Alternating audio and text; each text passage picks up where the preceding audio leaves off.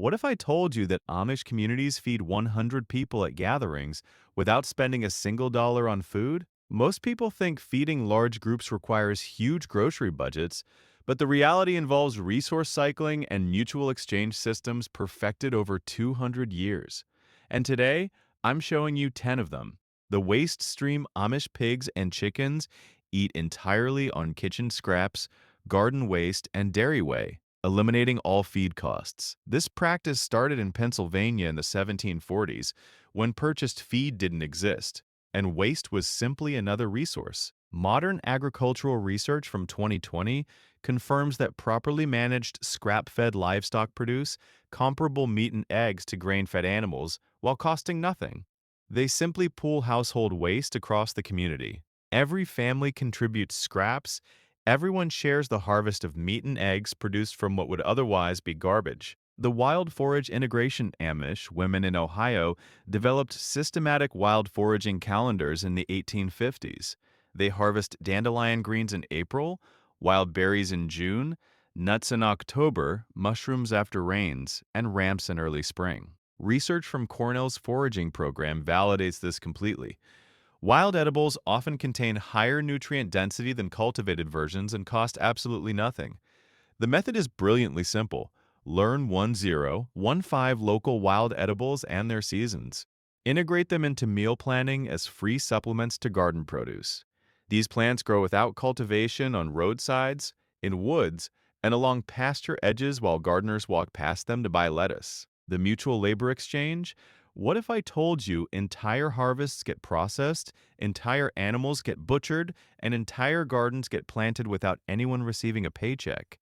The secret is mutual labor exchange, where work is traded, never purchased. Women in Indiana perfected this in the 1870s when cash was scarce but labor was abundant through large families and tight communities. Here's the science. 8 women working together don't process 8 times more food than one woman alone. They process 15 times more because specialization eliminates setup waste and creates assembly line efficiency. Butchering day, 6 families work together, each brings one pig. Everyone leaves with processed meat from all 6. Canning day, pooled labor processes everyone's tomatoes in one marathon session, no cash economy needed. Commercial agriculture pays wages, but you're creating abundance through pure cooperation where everyone contributes skills and everyone benefits equally. The community seed bank. This one sounds impossible until you see seed lines that trace back 150 years. Amish communities don't purchase seeds after initial establishment. Every family saves seeds from their best plants, and annual seed swaps share varieties across the entire community. Here's what plant genetics confirms. Seeds saved locally for generations adapt to specific soil, climate, and pest pressures better than commercial varieties bred for industrial agriculture. They become more productive over time, not less. Modern research from 2019 showed heirloom seeds maintained in community seed banks for 50 plus years outperformed commercial versions of the same variety by 23% in yield and 67% in disease resistance. The system requires discipline, isolate varieties to prevent cross-pollination, save from healthiest plants only, share freely with neighbors who do the same. Lancaster County families grow tomatoes, beans, and corn from seeds their great-great-grandparents brought from Europe in the 1700s. One packet purchased 200 years ago still feeding families today. The permanent perennial infrastructure. While modern gardens require annual seed and plant purchases, Amish homesteads are built on perennial crops that produce for decades from a single planting. Women in Pennsylvania communities established this priority in the 1730s when they planted orchards before building permanent houses. The science is actually remarkable. An apple tree costs $25 and takes 7 years to produce. But then it gives 200 to 300 pounds of fruit annually for 50 to 80 years. That's 10,000,2,4,000 pounds of food from $125 investment plus 1 day of planting labor. Research from the University of Vermont in 2020 tracked perennial food systems. Mature perennial plantings produced equivalent calories to annual gardens, while requiring 82% less annual labor and zero ongoing input costs. Plant fruit and nut trees immediately. Establish asparagus beds that produce for 20 plus years. Plant berry patches that spread and multiply without replanting. Grow rhubarb, horseradish, and perennial herbs that return every spring. Community orchards planted in the 1880s are still producing in 2025. Modern agriculture focuses on annuals requiring yearly purchases, but they invested once and harvested forever. The barn raising food model, this is going to sound chaotic until you see 100 people fed abundantly without anyone coordinating a menu. Amish gatherings operate on a contribution model where each family brings what they produce at home. No shopping, no coordination, just trust that abundance emerges when everyone contributes from their surplus. Here's what's actually happening. Production is diversified across the community. Dairy families bring cheese and butter, garden families bring vegetables, orchard families bring fruit. Families with chickens bring eggs and meat. Baker families bring bread and desserts. 20 families each bringing one chicken creates 20 chickens, enough for 100 people. A 2018 study from Ohio State tracked community meal models. Contribution-based systems produced greater food variety and abundance than coordinated potlucks because they leveraged each family's production strengths instead of forcing everyone to produce the same things. The distribution happens organically. No one calculates exact shares.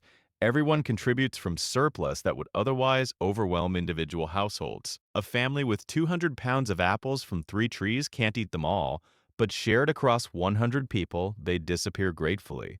This works because production capacity varies, but willingness to share is universal. Trust replaces accounting. Modern potlucks require coordination and often shopping. Amish gatherings require only showing up with what you already made at home. The preservation skill mastery, Amish women waste essentially 0% because preservation skills capture everything produced during abundance for use during scarcity. Women in Ohio's Amish settlements mastered this necessity in the 1880s when food preservation meant survival through winter, not convenience. Here's the brilliant biology behind it. Different foods require different preservation methods for optimal nutrition and flavor retention. Meat gets canned, smoked, salted, or rendered into shelf-stable lard. Vegetables get canned, fermented, root-cellared, or dried depending on type. Fruit gets canned, dried, or made into jams using natural apple pectin instead of purchased additives. Research from the University of Wisconsin in 2019 tracked food waste across different household types. Modern families waste 30 to 40% of purchased food. Amish families waste less than 2% of produced food because preservation skills and infrastructure capture everything. The timing prevents bottlenecks. Can tomatoes in August? Make sauerkraut in October. Butcher livestock in November when temperatures help with cooling. Process apples in September. Spread preservation labor across seasons instead of overwhelming one month. Even waste from preservation gets used. Whey from cheese making feeds pigs. Apple cores from jam making provide natural pectin for the next batch. Vegetable scraps from canning feed chickens. One pig butchered in November feeds a family through the following October. 50 pounds of cabbage becomes 40 quarts of sauerkraut lasting all winter. Commercial culture buys weekly, but you're preserving seasonally and eating year-round from single harvests. The closed-loop fertility system, most modern gardeners purchase fertilizer annually, spending $50 to $200 depending on garden size. Amish farms generate all fertility on property through closed-loop nutrient cycling, eliminating fertilizer costs completely while building soil quality every year. Here's what soil science has proven. Nutrients don't disappear, they cycle. Livestock eat plants and produce manure. Manure fertilizes gardens and fields. Plants grow and feed livestock. Kitchen scraps composts. Leaves, straw, and wood chips recycle into organic matter. Cover crops fix atmospheric nitrogen and get plowed under as green manure. A comprehensive 2020 study from the University of Minnesota tracked closed-loop farms across 3 decades. Farms managing complete nutrient cycling showed soil organic matter increasing 0.5% to 1% annually, while commercial farms using synthetic inputs lost 0.3% annually despite fertilizer applications. This system requires understanding that waste is misplaced resources. Nothing leaves the farm property, so nothing needs to enter.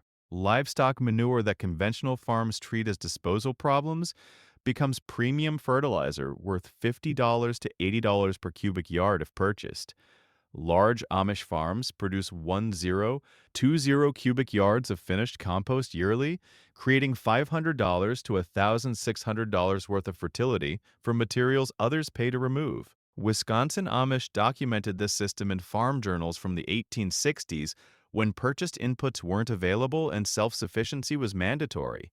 Crop rotation maintained soil health by preventing nutrient depletion from single crops. Nitrogen-fixing legumes replace synthetic fertilizer completely. Now here's what makes this system even more powerful than simple composting. The nutrient pathways are deliberately designed to capture every atom of fertility at multiple stages. When a cow eats grass, approximately 70% of the nutrients pass through undigested into manure. That manure goes into compost piles where it's mixed with carbon-rich bedding straw that absorbed urine during barn time. The urine contains nitrogen that would volatilize and disappear if the straw wasn't there capturing it.